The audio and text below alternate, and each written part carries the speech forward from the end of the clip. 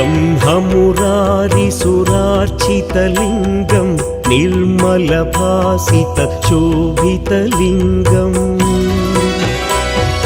जन्मजदुःखविनाशकलिङ्गं तत्प्रणमामि सदा शिवलिङ्गम्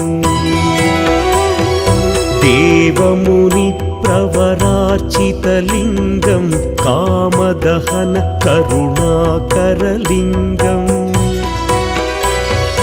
रावणदर्पविनाशकलिङ्गं तत्प्रणमामि सदा शिवलिङ्गम्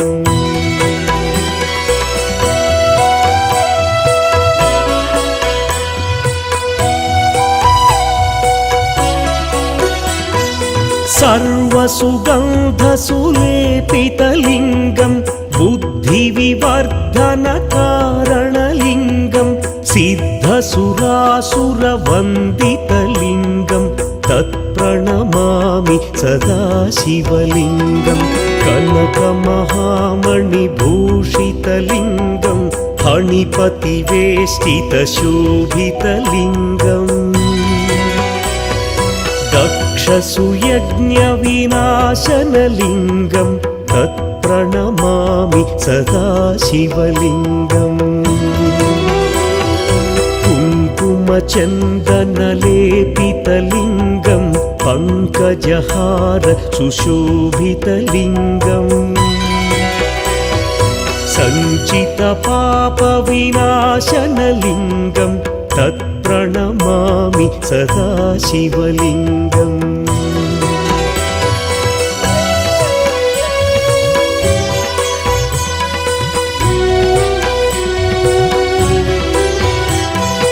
देवगणार्चितसेवितलिङ्गं भावैर्भक्तिभिरेव च लिङ्गं दिनकरकोटिप्रभाकरलिङ्गं तत्प्रणमामि सदा शिवलिङ्गम् अष्टदलोपरिवेष्टितलिङ्गं सर्वसमुद्भवकारणलिङ्गम्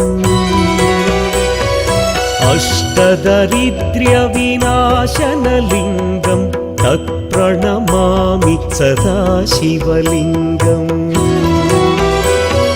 सुरगुरुसुरवरपूजितलिङ्गं सुरवनपुष्प सदार्चितलिङ्गम्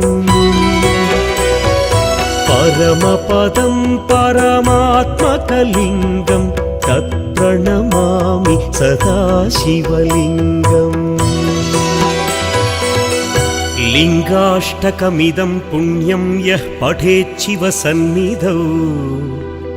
शिवलोकमवाप्नोति शिवेन सह मोदते।